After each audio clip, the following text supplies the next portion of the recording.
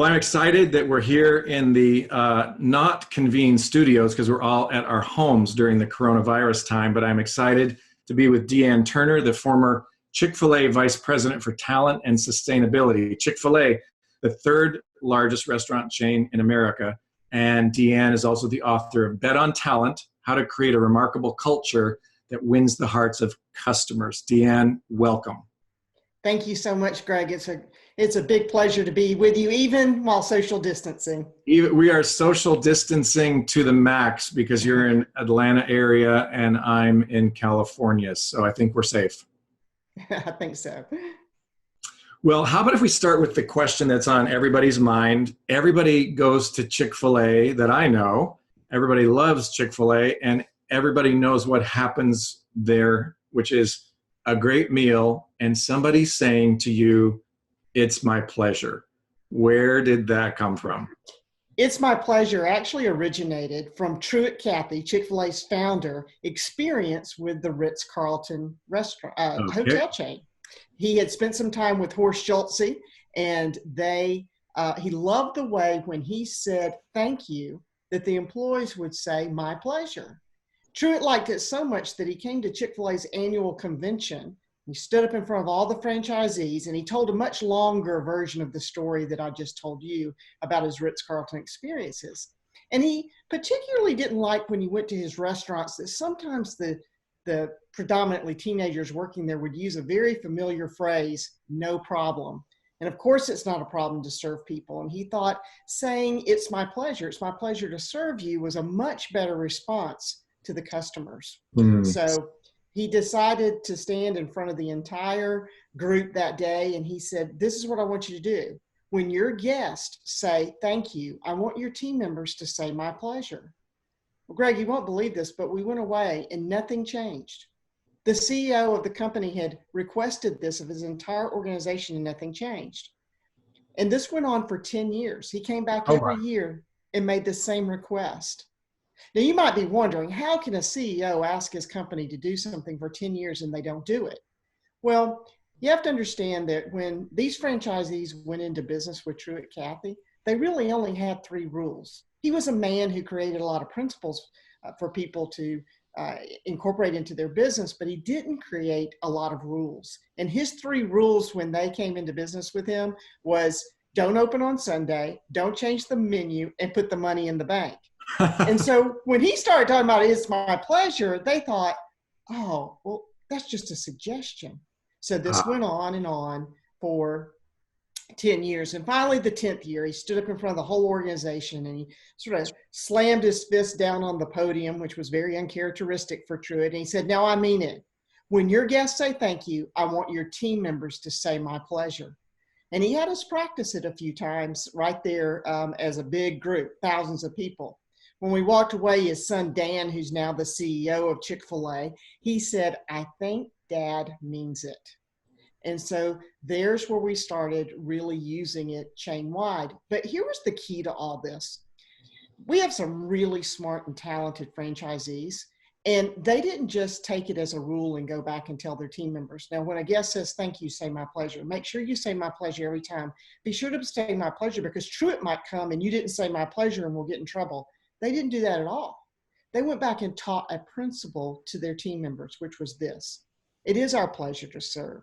You know, without these customers, there wouldn't be any paychecks, there wouldn't be any promotions, there wouldn't be college scholarships, there wouldn't be team outings and parties and all of those things. The only reason we have those things is because we have customers. And so it's always a pleasure to serve them. And the team members, they responded beautifully to their franchisees and started incorporating that. And that's why when you go to a Chick-fil-A restaurant, you just don't get a rote "my pleasure," but you get "it's my pleasure." And there's a big difference between those two. Yeah, that's great. That's a great story. Understanding the sort of the ethos, the why behind the statement, and it makes it very robust. It's not just a thing that people say like "no worries" or something like that. Right. I've been with Dan. I think you and I have talked about this on radio interviews, and he and I walked the Biola University campus together a few times. And he, so true confessions, I worked for ServiceMaster for 20 years, and we did hospital maintenance and housekeeping and biomedical engineering and laundry and all this kind of stuff. So I'm always picking up trash. So we're walking the Biola campus, and Dan stoops down and picks up some trash. And I say to him, "You don't have to do that. You're not at a Chick-fil-A restaurant." He says, "I can't get it out of my system." And I said, "Neither can I." So we walked around the campus picking up trash for 5 minutes as we went from point A to point B. But what's the reason behind Dan, the CEO of the company, a multi-billion-dollar company, I think now upwards of 10 billion, why would he pick up trash? Well, I can't answer for him, but I can tell you what I observed as an employee all those years under Dan's leadership.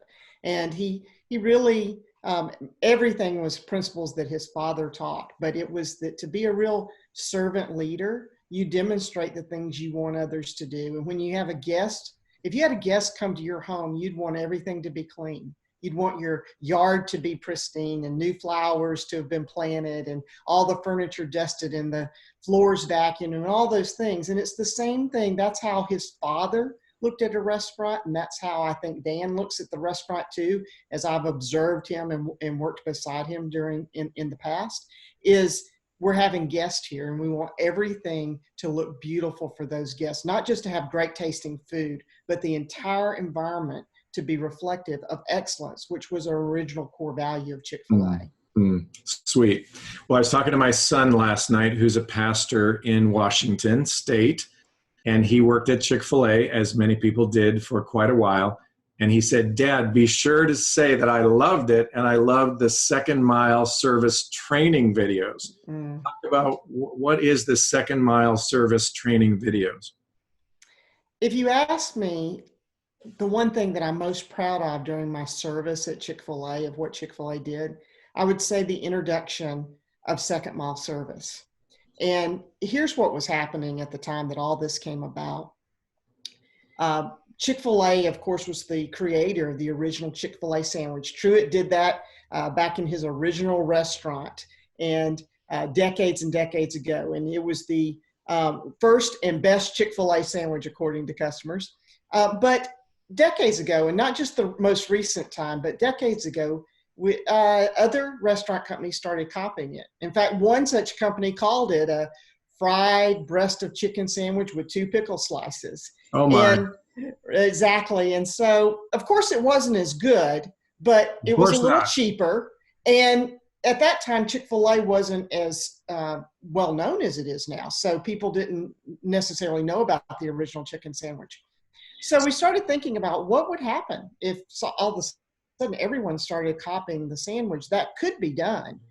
And we decided to focus on something completely different, and that was the service element.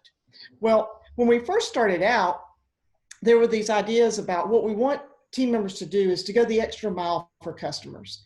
The first mile service looks like a correct order and a pleasant person to take that order and to receive it in a reasonable amount of time. But second mile service could be competitive advantage. And much like the "it's my pleasure" statement, it started out as a rule. There were a lot of rules around second mile service about how to do this. And then what we realized is that the team members were really being constrained by the rules. What if we freed them up and said something like this? What we want to happen is that on every visit, a guest would experience some element of second mile service.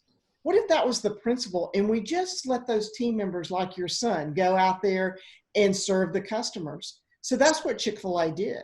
And what happened in response was phenomenal. The team members equipped with that principle instead of a set of rules, well, they were changing tires in the parking lots. They were jumping off dead batteries. They were going dumpster diving for discarded dental appliances. They were returning wallets and purses left in the restaurant to guests who were 25 miles away with all the contents intact. And the stories got bigger and bigger and bigger, because when you free people up to actually serve the guests and you give them a principle and let them have the freedom to operate and innovate under that principle, some amazing things really happen. It makes me think of what I'm observing as a customer at Chick-fil-A. Now that I'm retired from Chick-fil-A, I have a little bit of a different perspective. And you and I were talking offline before we even started this podcast, and I told you how impressed I was with what I was seeing, because that care that second mile service is still being exhibited even in a crisis that we're experiencing right now. That principle hasn't changed a bit. Have to do it a little differently. Can't do it the same way we're doing it before, but they are definitely have made some adjustments that I think will continue to endear them and win the hearts of their customers. Mm-hmm. Talk about the biblical underpinnings of second mile service. Do you still use the video that I saw a long time ago with the Roman soldier walking down the road, or was that an early iteration? Well, I've been gone from Chick-fil-A for nearly 2 years now, so I can't answer as to whether or not they're still using that. But that there's no question that the basis of second mile service is still from Matthew chapter 5. And the story behind that is, of course, that where Jesus is telling the story that if the Roman asks you to carry their pack a mile, you carry it joyfully and with a cheerful spirit a second mile. And that was the basis of the principle that was taught to those team members about let's make, and they did it so well that the statement became make second mile second nature. Let's go ahead and talk about your book a little bit. Great talent plus remarkable culture, creating a remarkable culture results in winning the hearts of customers. Talk about that formula. Great talent, yes. Great culture, yes. Win the hearts of customers, yes. And but you don't say better EBITDA. You don't say certain things that a lot of people are going for today. You talk about winning the hearts of customers. So just talk about what that's all about in your book, Bet on Talent. Well, I make it sound so simple, but it took me about 50,000 words to explain what took place over 50 years at Chick-fil-A. Mm-hmm. And it's not nearly as simple as it sounds, but yet it was exactly the way Truett Cathy founded his company, and he ran the company, and how leaders have picked up those principles and carried them on. You start with the foundation of a remarkable culture. And for Chick-fil-A, that was based on their purpose, their very why for being, which is to glorify God by being a faithful steward of all that's entrusted to us, to be a positive influence on all who come in contact with Chick-fil-A. And so that's the foundation of a remarkable culture, is a meaningful purpose. Why are we in business at all? Why are we here? That's what a purpose is. The second element is a challenging mission. If the purpose is the why, then the mission is the what. What big goal are we trying to accomplish? Now, for most organizations, a purpose would never change. Your why is always your why. If it changes, you're probably in a different business. But a mission changes when? Well, when the goal's accomplished, right? And so then you get a new mission and a new goal to achieve. The third element of a remarkable culture is demonstrated core values. Those are the behaviors of how we're going to live out the purpose and mission. And you notice I said demonstrated, because it's not good enough just to have a list of core values that you post on a wall somewhere. They have to be lived out day by day. So that's where you start. You start with this foundational culture, remarkable culture. And then you've got to have somebody to execute that. And that's where extraordinary talent comes in. Mm-hmm. And this is a compromise that you can't make. Some organizations, they just like to hire people. At Chick-fil-A, we selected talent. There's a huge difference between that. Hiring people, that's all about quantity. That's just, warm bodies. Who can I get to fill this shift? Who can I get to make sure we have enough people in the kitchen? How can I make sure we have enough people up front? But selecting talent, that's all about quality. Do I have the right people to fill the right roles to achieve what I'm trying to accomplish? And so the way to go about selecting extraordinary talent is to look at 3 criteria. The first is character. Does this person, this candidate, have the character that matches the organization? The second piece is, do they have the competency that matches the role? And the third piece is, do they have the chemistry that matches the team? Mm.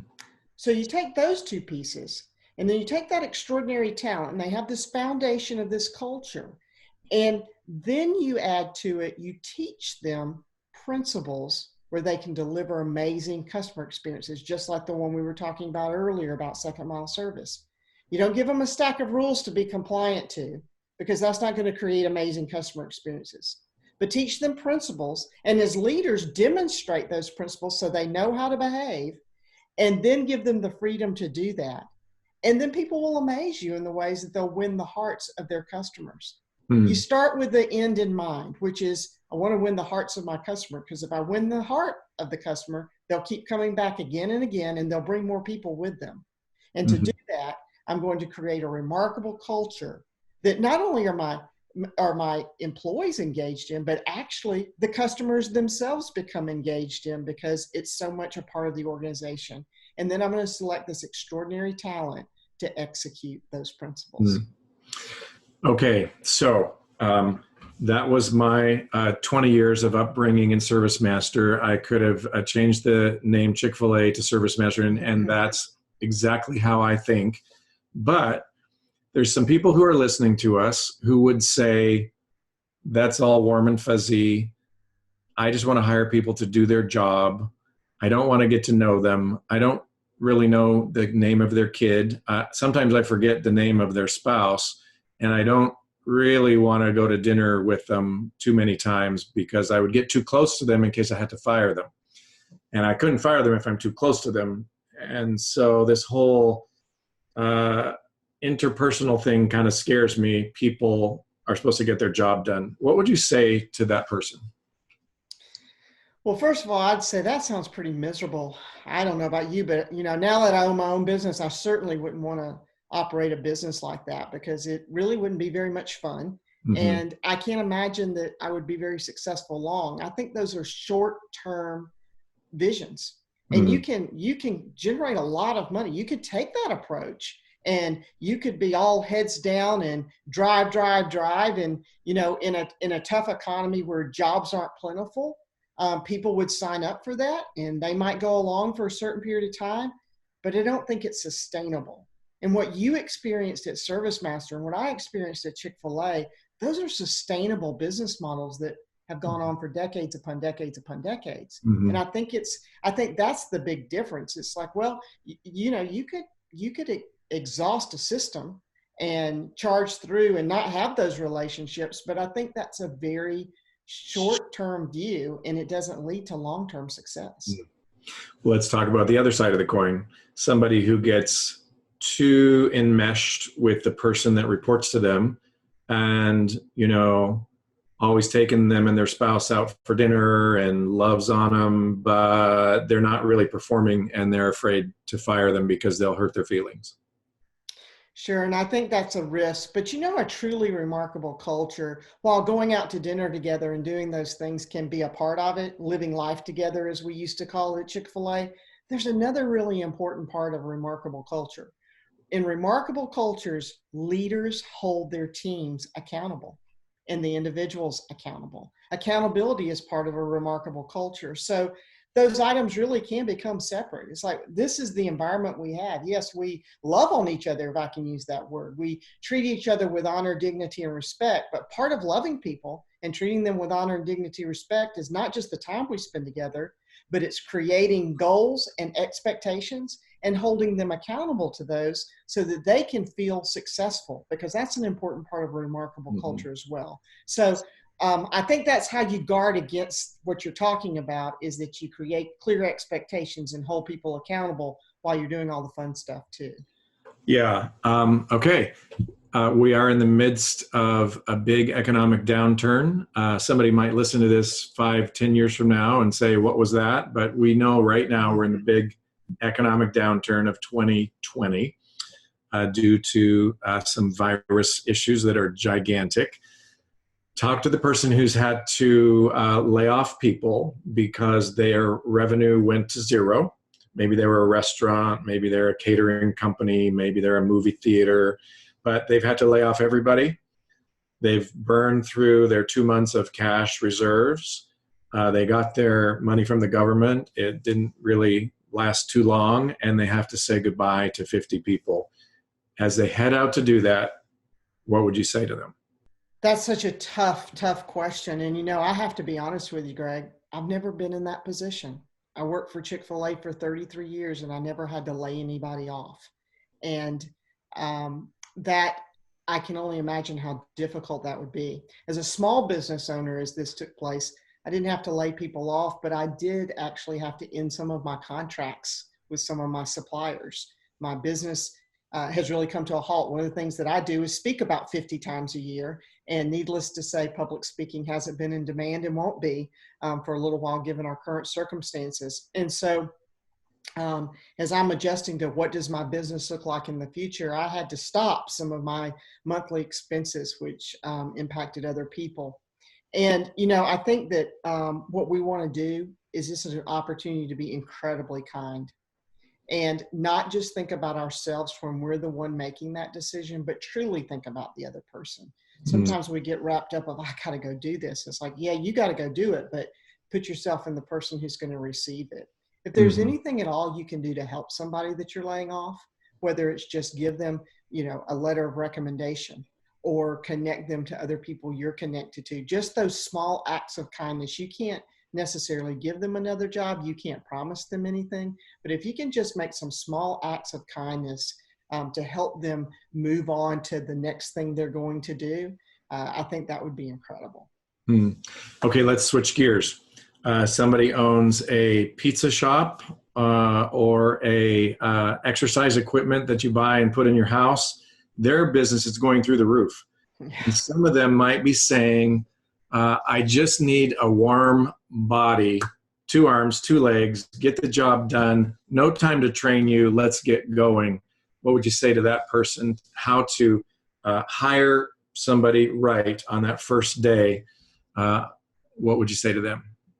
Well, I am seeing that happen. I see the advertisements from the grocery stores and, like you said, the delivery restaurants. They're just saying, we'll, come interview today, you'll start tomorrow. And, there are seasons, and I believe a place of survival. So if I had been talking with you in early February and you were one of my clients, and I was talking to people then they couldn't find anybody to work for them. And so they were just in that same situation. And what I said to them is I said, you know what, you're in a period of survival. And for right now, you have to get through this. You have to have people in place. But cycles are going to change. I did not intend to be prophetic, and I'm really sorry it happened as quickly as I had said that after the 1st of February.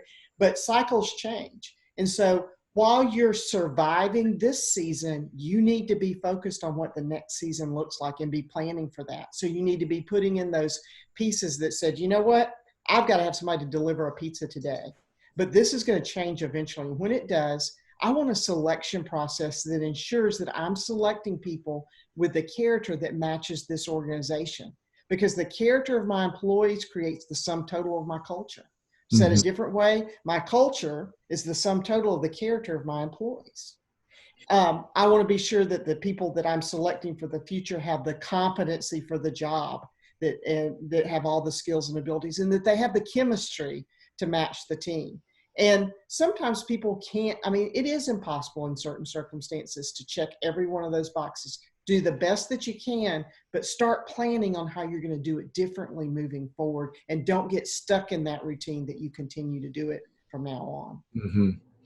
I love the story of the service profit chain from Harvard. I don't know if you're familiar with it, but sure. Notion that if I hire somebody and say, hurry up and deliver the pizza, here's the uniform from the last guy, sorry, it's the wrong size and we didn't get a chance to wash it, but love on customers.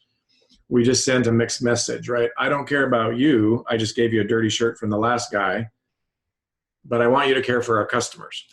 And I'm sure at Chick-fil-A, you didn't give somebody the uniform from the last guy and tell them go home and wash it and stuff like that. So, well, let's talk about. I'm also a big believer in situations like this. Here's something else you can do when leading in crisis. I think that you can't solve everything, but you can solve some things. So if you can pick one thing, it's like, you know what, I don't know that I can select for this character competency chemistry thing right at the moment. I need this to be accomplished, but I'm going to do this one thing for my employees, and I'm going to hold this one expectation of how they're going to treat guests. And if you can incorporate one thing, and then when you have that in, get to the next thing, I think that's another way you can walk your way through a survival method, survival period. Yeah. Well, let's talk about one other scenario that's happening today. Here we are remotely, but some people have 100 employees who are all working remotely. What advice would you have for them when there's less high touch than as per normal? My recommendation is to overdo everything, Mm-hmm. over communicate, over connect, over, give more feedback than you normally do, but stay connected with people, over meet if you have to. These Zoom meetings, I'm loving what I'm seeing of all these organizations and how they're getting together. And, different cultures are do different things, but I know I was watching this one company and they had dress up day, and they all dressed up as a different character for their meeting. Well, you would never do that at work. So in your office building. So it's kind of fun that you can do something different. But I think that's the most important thing, is don't allow the distance to do less of anything, but actually it's going to require you to do more of just about everything that you would normally do in leading people. Sweet. Well, you have a new book. I think you said just this week you landed the title, coming out from Baker, Crush Your Career, and give us the whole title. Sure. Crush Your Career, ace the interview, land the job, and launch your future. And so it's a flip. And Bet on Talent, I talk to leaders about growing their cultures and their talent and winning the hearts of customers. And now in Crush Your Career, I'm actually talking to that potential extraordinary talent for those organizations about how to do that. And it really is the lifestyle, the life cycle of your career. It starts from looking for part-time jobs all the way through to talking about retirement. And it's for people who are getting their first job or transitioning, and all the people who coach them, whether they're parents or career counselors or leaders in business and others.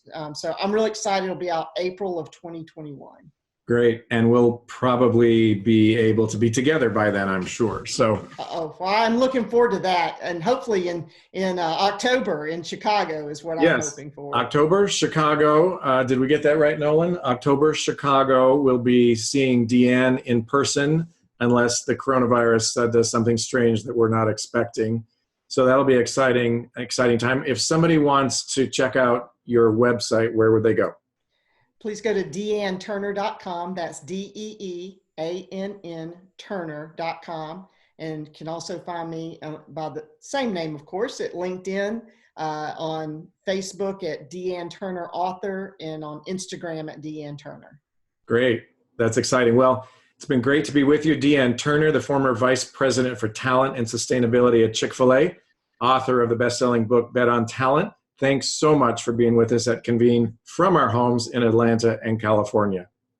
Thank you, Greg. It was my pleasure.